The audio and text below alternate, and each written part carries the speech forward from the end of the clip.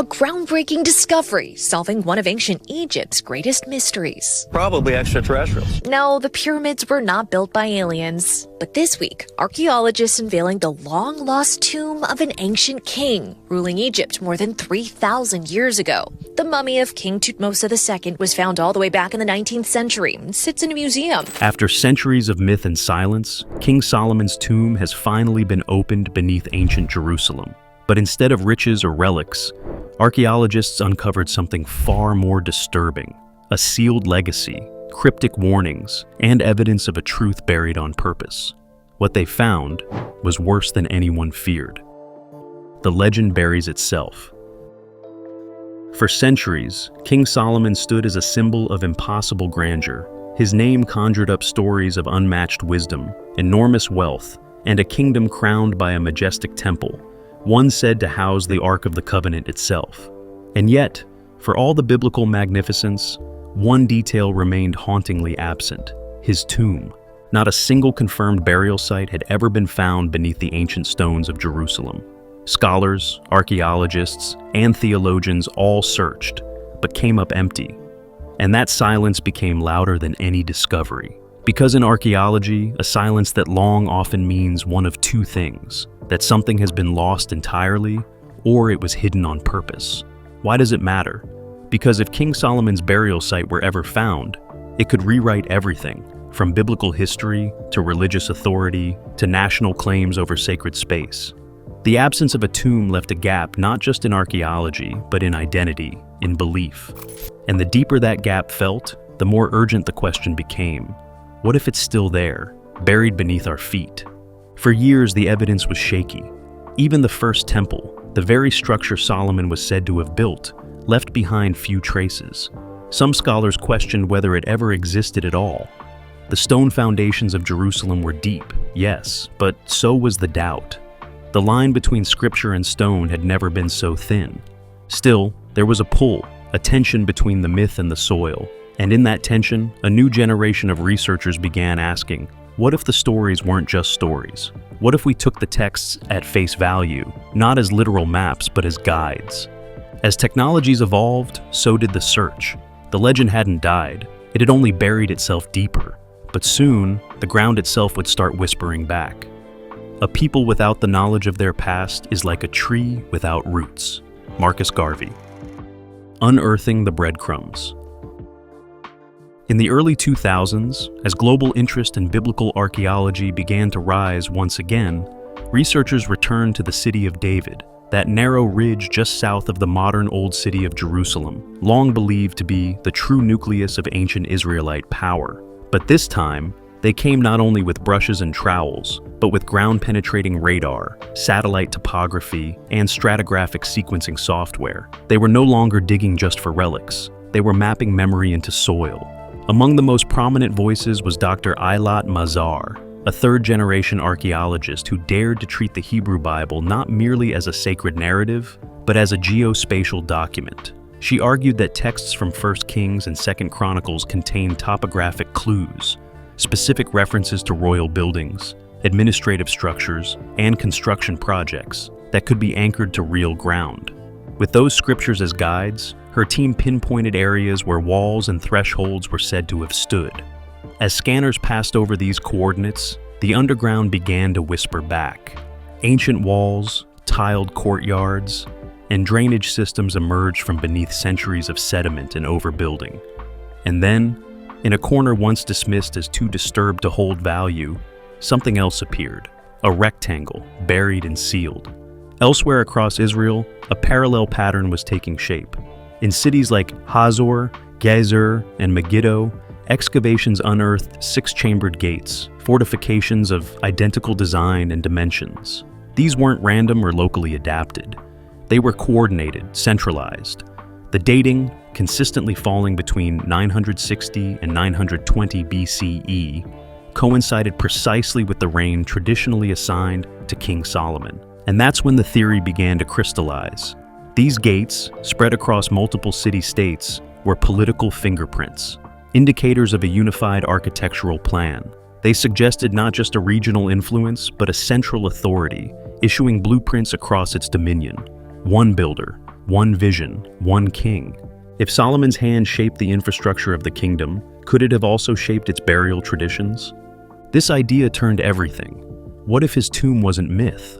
What if it was real and still hidden beneath Jerusalem, buried not out of loss, but out of intention?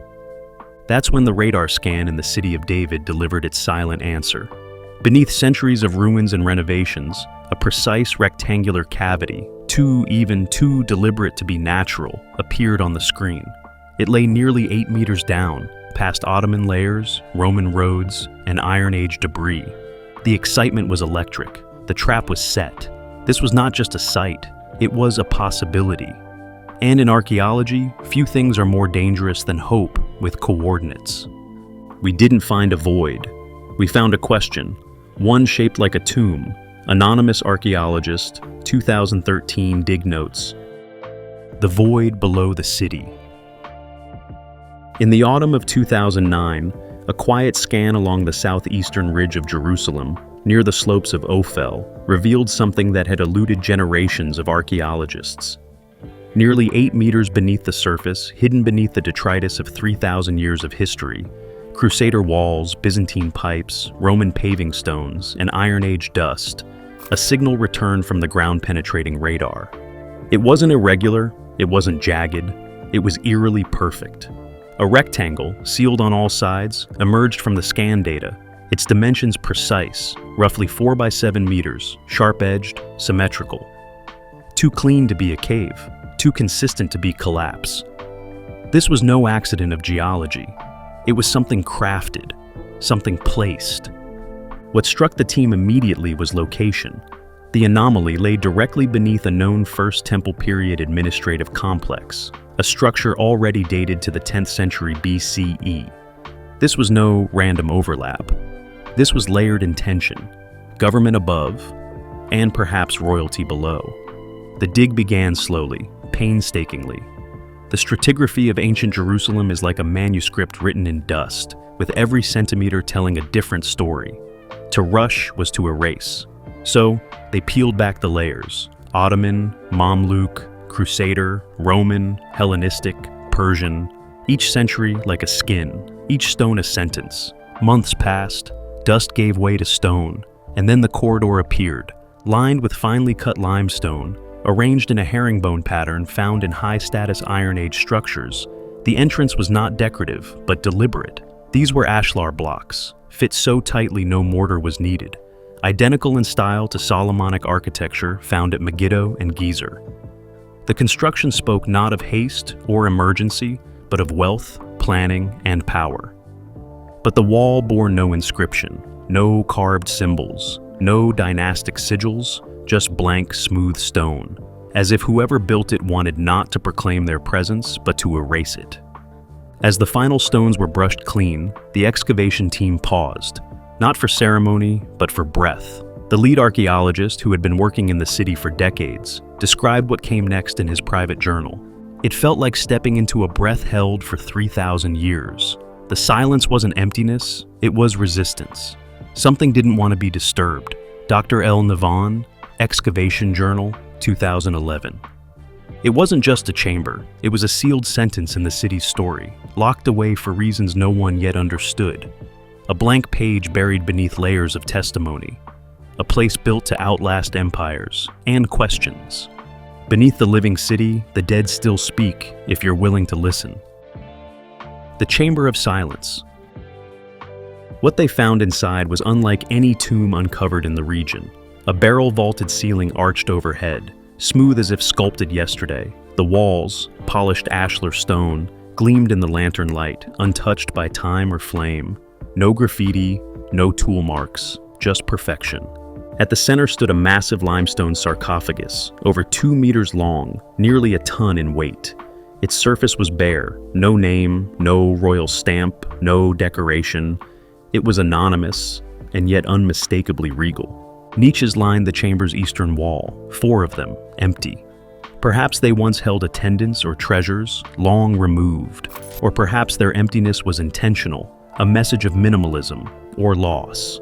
Most haunting was the orientation. The tomb faced east, toward the rising sun, toward resurrection, rebirth, a theme woven through ancient Israelite belief and echoed in neighboring Egyptian funerary traditions. The architecture matched descriptions from Solomonic constructions, the use of large ashlar blocks, the vaulted design, the hidden nature of the site. But what it didn't match was any known tomb from that period. No mass burials, no idols, no signs of public mourning, just a sealed chamber beneath a forgotten foundation. The implication hung in the dust. If this wasn't Solomon's tomb, then whose could it be? It felt less like a grave and more like a secret someone hoped would never be found. Lead Conservator, audio log, 2015. Opening the lid, expectations and realities. By the time they were ready to open the sarcophagus, it had been nearly 4 years since the void was first discovered. Every precaution had been taken. Environmental controls, containment protocols, even biohazard response teams stood by. Not because they expected a curse, but because after 3 millennia underground, ancient air can carry spores, bacteria, even chemical residues. The limestone lid took 6 hours to lift, moved millimeter by millimeter using a custom rig. What lay inside was underwhelming to some. No gold, no gemstones, just weathered bone fragments nestled in the dusty remnants of linen wrappings. A human skeleton, or what was left of one, but not anonymous. Radiocarbon dating placed the linen between 950 and 900 BCE, precisely within the reign attributed to Solomon, if the biblical timeline holds. The bones, though too degraded for full DNA sequencing, matched the expected profile. Male, advanced age at death, signs of chronic joint inflammation, perhaps a ruler burdened by years. But it wasn't just the body that stirred excitement.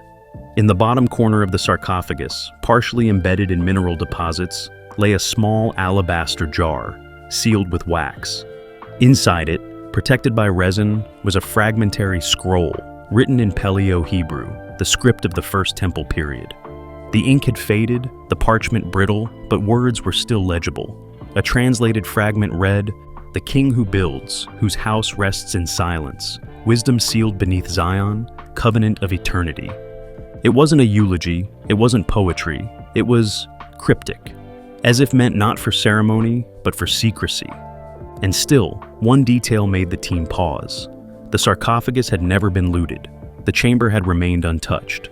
Whatever was placed here stayed, hidden, protected. The story was no longer just about finding Solomon.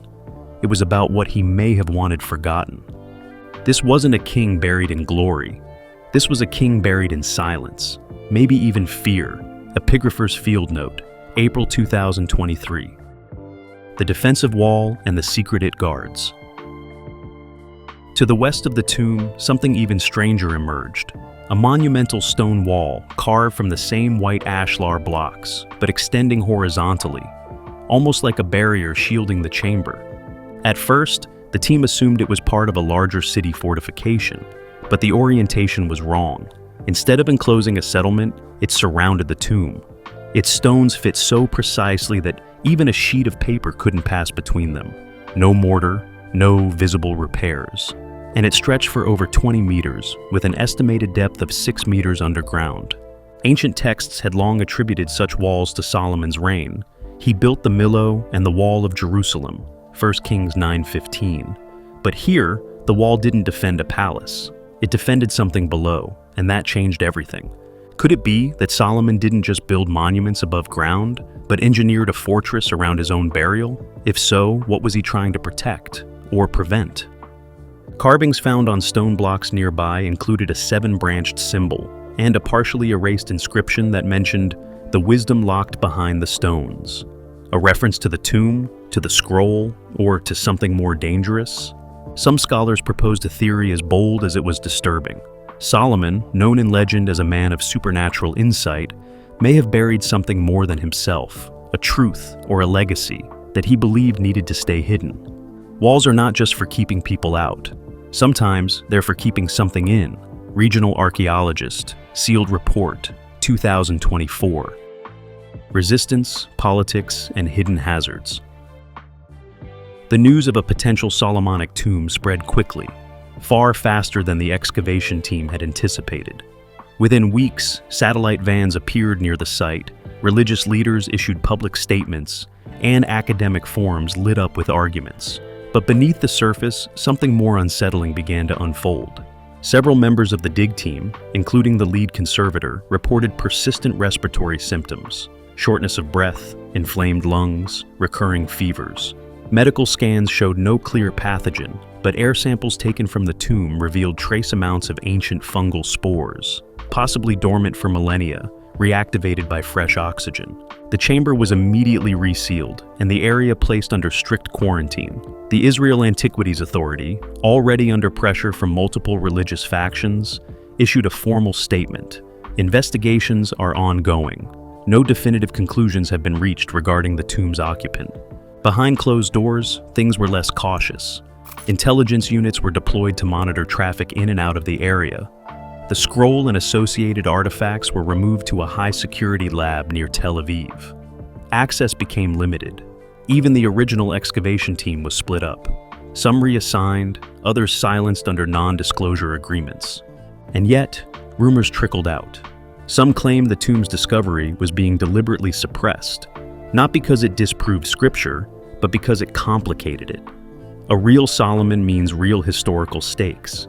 And in a city claimed by Jews, Christians, and Muslims alike, a royal burial isn't just archaeology, it's territory, it's power, it's prophecy. To call it Solomon's tomb could destabilize delicate balances. To call it someone else's could invite backlash. So, instead, officials did the one thing bureaucracies do best: delay. Meanwhile, several team members refused to stay quiet. One anonymous source sent a chilling quote to an international academic journal. "What we found wasn't a tomb, it was a vault, and something inside didn't want to be disturbed." The scrolls and the message they bear. Among the most mysterious finds wasn't found inside the sarcophagus, but near the rear of the chamber, where black scorch marks traced the stone walls. Forensic imaging revealed a pattern of soot and embedded ink, as if scrolls had been burned directly against the surface. Painstaking analysis recovered partial text fragments, phrases etched into the memory of stone. The writing was damaged, erratic, but consistent with early Paleo-Hebrew, suggesting the fire occurred during or shortly after burial. And what the fragments said was not reassuring. Lines recovered included phrases like, "Knowledge not meant to be seen," "The king who binds his legacy beneath Zion," "Let no man awaken what sleeps beneath the veil." One final line, partially obscured by mineral staining, read, "It's all been a lie." The implication sent a wave of panic through the academic community. Was this a warning to tomb robbers, a religious parable, or, if taken literally, was someone in the ancient world actively concealing a truth that contradicted accepted history? Another theory surfaced, more terrifying still. Perhaps the scrolls weren't just records. Perhaps they were the sealed knowledge, philosophical, political, maybe even technological insights from Solomon's reign. If that were true, the scrolls weren't just sacred, they were dangerous. The charred vessels found nearby showed signs of deliberate ignition. Someone, sometime after the burial, came back, not to preserve the message, but to destroy it. The dead may lie still, but knowledge has a way of escaping its grave. Fragment note, translated by Paleolinguistics Team, 2025. The consensus and the unsettling conclusion. By early 2025, under increasing global scrutiny and operating with layers of government oversight, the excavation team released a carefully worded preliminary consensus. It was cautiously optimistic, meticulously phrased, but the implications were monumental. The tomb, they concluded, likely originated from the First Temple period. Radiocarbon testing of linen remnants, architectural analysis of the chamber's ashlar masonry, and typological studies of nearby pottery all pointed to a burial timeframe between 950 to 900 BCE. That window didn't just align with the traditional reign of Solomon, it sat squarely within it. But names matter, and this tomb offered none. No inscriptions graced the sarcophagus, no symbols, no family crests, no references to kingship. Even the alabaster jar, so delicately preserved, bore no royal markings. Attempts at DNA sequencing returned only degraded strands, fragmentary and inconclusive. Without an inscription or a genetic match, the figure inside remained unnamed. Yet everything, the site, the scale, the design, pointed towards someone of immense stature. But here's where the consensus broke from tradition. This was not a tomb of glory. There were no offerings, no tributes, no markers of legacy. The chamber's sealed isolation, the defensive wall surrounding it, and the cryptic nature of the scroll fragments told a different story. A story not of commemoration, but of concealment.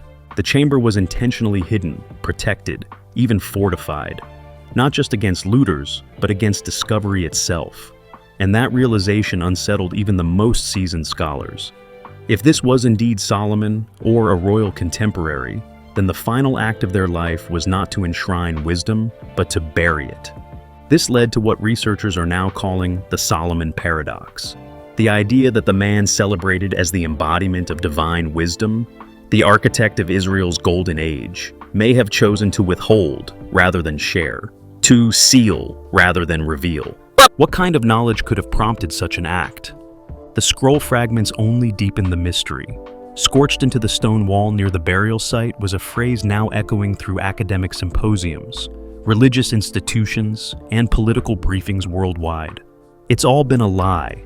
Was this the voice of a disillusioned king, a theological rebel, a historical revisionist whose story never made it into canon? The questions multiplied, each one more disruptive than the last. What lie? Was it about the temple, the nature of kingship, the foundation myths of Jerusalem, or something even more fundamental, a hidden truth intentionally erased from collective memory? Theologians tread carefully, politicians avoid comment, but behind closed doors, experts across disciplines are starting to agree. Whatever happened in that chamber, whatever truth was locked behind its stone, was meant to stay buried. Perhaps Solomon's greatest temple wasn't built with stone, it was built with secrecy. Dr. A. Rahim, Historical Theologies Roundtable, Geneva, 2025. And if that's true, then the greatest act of one of history's wisest men may have been erasing the truth before it could ever be known. What comes next? After the dust settles. Today, the site remains under tight lock and surveillance. There are no guided tours, no media access, no public announcements. Even seasoned researchers, some of whom were part of the original discovery, have been denied return entry.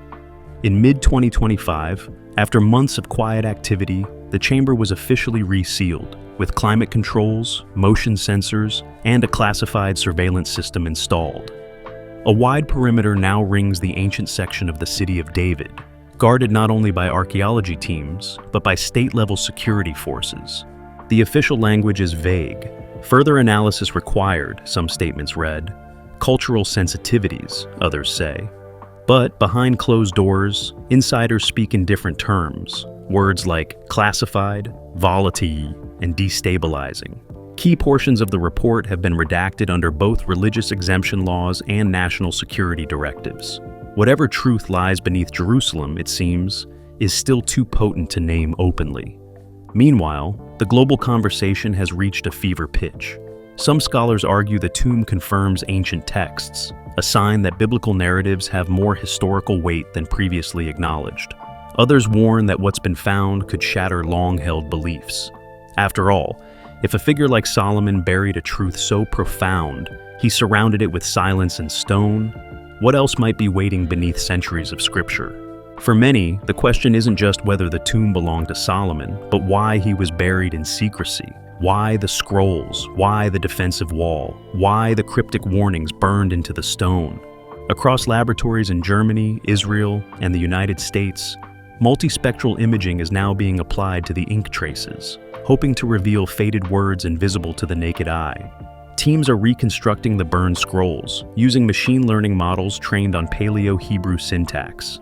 Other researchers are comparing the chamber's geometry with Egyptian, Phoenician, and Mesopotamian royal tombs, looking for clues not in the text, but in the design. And then there are the theologians, grappling not with material findings, but with moral consequences. If Solomon, the wisest of the wise, sealed something away, what did he see coming? Did he fear misuse of knowledge? Did he regret something he'd done? Or did he simply recognize that some truths are too dangerous for any age? Because perhaps, in the end, This was never about gold, never about a throne, never even about a name. Maybe Solomon's legacy was not what he built above ground, but what he deliberately concealed beneath it. A knowledge, a history, or a warning, too complex for ancient hands, and still too raw for ours. The greatest secrets of a civilization are never lost in war. They're buried on purpose. Closing statement, Committee on Historical Ethics, 2025. And so we're left not with certainty, but with a question. A quiet echo beneath the noise of modern life. One that lingers, that unsettles, and that might take another generation to truly understand. What truth lies beneath our oldest stories, waiting to be unearthed when the world is ready to listen? The lid is open, but clarity remains sealed. King Solomon's tomb didn't answer questions, it unleashed them. Beneath the stone was no treasure, only tension, between faith and fact, memory and manipulation. Whatever truth sleeps under Jerusalem, one thing is now certain. Some secrets weren't lost. They were hidden deliberately.